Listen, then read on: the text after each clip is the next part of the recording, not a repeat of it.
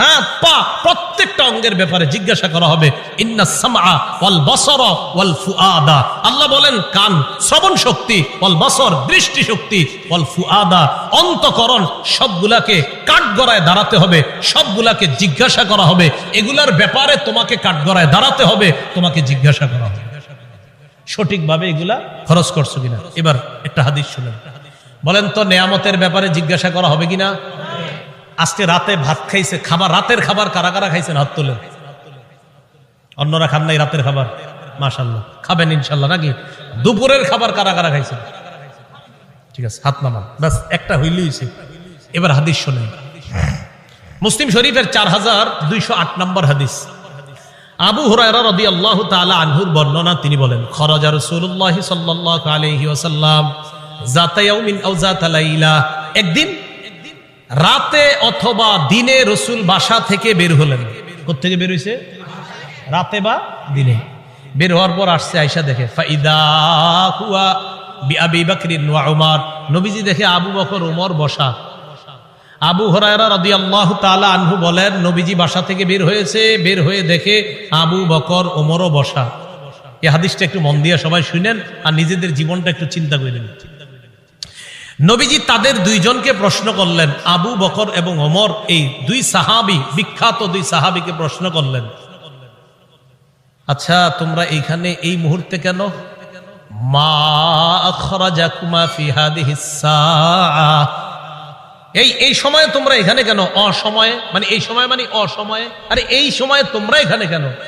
এই হাদিস দ্বারা বোঝা যায় সাধারণত যেই সময় মানুষ ঘর থেকে বেশি একটা বের হয় না, ওই সময়ে নবীও বের হইলেন, আবু বকরও বের হইছে, ওমরও বের হইছে। নবী বের না হইলে জিজ্ঞাসা করে গেলেন।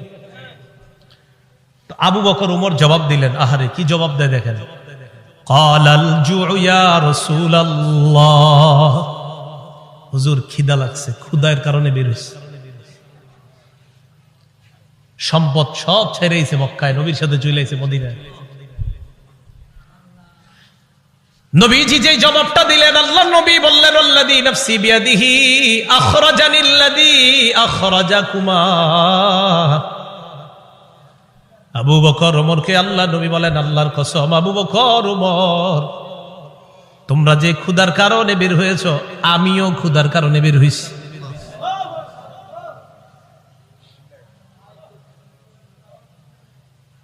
আমি যখন এটা পড়ছি, বিশ্বাস করেন কি দেখেন, দুই সাহাবীর আগে বলছে কেন বেরোছো? হুজুর ক্ষুধা। নবীজি কয় আমিও তো ক্ষুধায় বেরোছি। কওমু চলো আমার সাথে চলো।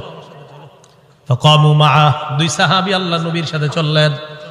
ফাআতা রাজুলাম মিনাল আনসার, এক আনসারী সাহাবীর বাড়িতে গেলেন। ফাইদা হুয়া লাইসা ফি বাইতিহি, সাহাবী বাড়িতে নাই। রাআতহুল মারআ, ঘর থেকে আনসারীর বিবি দেখা ফেলছে, সর্বনাশ, আমাদের বাসায় এই তিনজনকে, আল্লাহু আকবার, মহিলা চিনা ফেলছে। ভিতর থেকে বলতেছে মারহাবা, স্বাগতম স্বাগতম। এমন মেহমান পাইলে কে স্বাগত না জানায়? আরে সাহাবী রাসূলুল্লাহ সাল্লাল্লাহু আলাইহি সাল্লাম আর আবু বকর ওমরকে যখন আনসারী সাহাবীর বিবি দেখলেন, ভিতর থেকে বলা শুরু করলেন স্বাগতম স্বাগতম, আপনারা ভিতরে আসেন, ঘরে বসেন। নবীজি ঘরে গিয়ে বললেন, এই না ফুলান, স্বামী কোথায়? মহিলা ভিতর থেকে জবাব দিলেন, যাহাবা ইস্তাজিবু লানা মিনাল মা, হুজুর মিষ্টি পানি আনতে গেছে আমাদের জন্য। এবার দেখেন কি হয়, ইতিমধ্যে আনসারী সাহাবী আসছে। আসার পর সাহাবী দেখে বাসায় নবীজি, আবু বকর ওমর। আচ্ছা একটু ভাবেন তো মনে মনে, ওই যুগে যদি আপনি হইতেন আর যদি বাড়িতে গিয়ে দেখতেন হঠাৎ নবীজি আর আবু বকর ওমর আপনার ঘরে,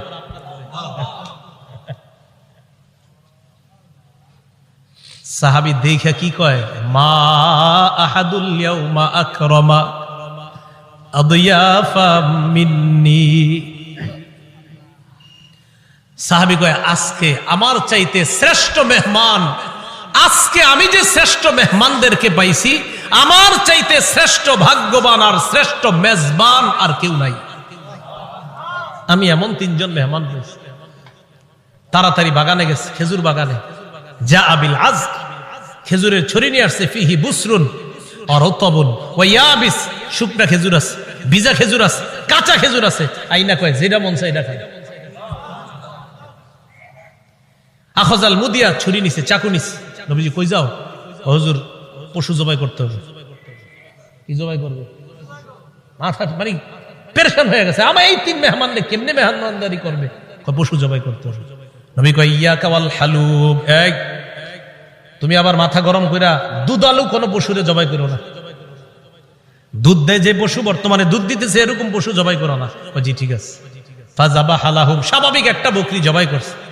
নবীজিরে গোস্ত দিয়ে, খেজুর দিয়ে, মিষ্টি পানি দিয়ে মেহমানদারি করলেন। করার পর যে কথাটা নবী বলছে, এটা বলার জন্য আপনাদেরকে লম্বা হাদিসটা শোনাইলাম।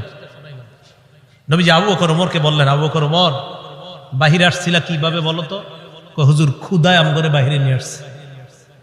নবীজি কয় আবু বকর ওমরকে বললেন, এখন খাইছো? হ্যাঁ। নবীজি বললেন, লাতুস আলুন্না আন হাদা ইয়াউমাল কিয়ামাহ, এই যে খানাগুলা খাইছো না, পেট ভরছো না, এই ব্যাপারেও কিয়ামতের ময়দানে আল্লাহর কাছে জবাবদিহিতা করতে হবে। অবশ্যই অবশ্যই তোমাদেরকে এই ব্যাপারে জিজ্ঞাসা করা হবে। এই খানা খেয়ে আল্লাহর ইবাদত করছো কিনা? এই খানা খেয়ে তুমি সঠিকভাবে চলছো কিনা? আল্লাহ তোমারে খাওয়াইছে, খাওয়ানোর পর আল্লাহর হুকুম তুমি পালন করছো কিনা? এই ব্যাপারে জিজ্ঞাসা করা। বুঝাইতে চাইলাম, এই সূরা তাকাসুরের শেষে কি বলতেছে দেখেন। প্রথম দিকে বললেন সম্পদের কারণে আমারে ভুলা যাও, এরপরে বললেন কবরকে স্মরণ করো, শেষের দিকে বললেন এই নিয়ামতের ব্যাপারে জিজ্ঞাসা করব, কিন্তু এত এত সম্পদ দিলাম মনে করবো না এমনি ছেড়ে দিব আমি আল্লাহ, আমি সব জিজ্ঞাসা করব। এই সূরা থেকে প্রধান 3টা আমাদের শিক্ষা। 1 নাম্বার, সম্পদের প্রতিযোগিতা করা নিষেধ।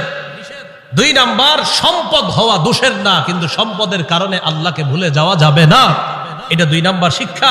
3 নাম্বার, কবরের কথা স্মরণ করা। এই প্রথম হলো 3টা শিক্ষা। শেষের দিকে আরেকটা, কবরে আরেকটা তোমার জগৎ, ওই জগতে তোমাকে নিয়ামত সম্পর্কে জিজ্ঞাসা করা হবে। কিয়ামতের ময়দানে তোমাকে 5 প্রশ্ন করার আগে তোমার পা 2টা সামান্য সময়ের জন্য নড়বে না। এই 5 প্রশ্ন করার জন্য আল্লাহর কাছে প্রত্যেককে দাঁড়াতে হবে। এর মধ্যে একটা হলো সম্পদ কোত্থেকে আনছো আর কোথায় ব্যয় করছো, এই কথা আল্লাহর কাছে জবাবদিহিতা করতে হবে। আল্লাহ পাক রব্বুল আলামিন আমাদের সকলকে কবরের প্রস্তুতি নিয়ে দুনিয়া থেকে যেন আমরা যেতে পারি, আল্লাহ তৌফিক দান করেন। আমিন। আখিরু দাওয়ানা আনিল হামদুলিল্লাহি রাব্বিল আলামিন। মাদ্রাসার প্রতিষ্ঠাতা যিনি, তার জন্য আমরা দোয়া করব, এলাকাবাসী সবার জন্য আমরা দোয়া করব। আল্লাহুম্মা সাল্লি আলা মুহাম্মাদি ওয়া আলা আলি মুহাম্মাদ কামা সাল্লাইতা আলা ইব্রাহিম ওয়া আলা আলি ইব্রাহিম ইন্নাকা হামিদুম মাজিদ। আল্লাহুম্মা বারিক আলা মুহাম্মাদি ওয়া আলা আলি মুহাম্মাদ কামা বারাকতা আলা ইব্রাহিম ওয়া আলা আলি ইব্রাহিম। একটা আবেদন আপনাদের কাছে হাত জোর করে করব।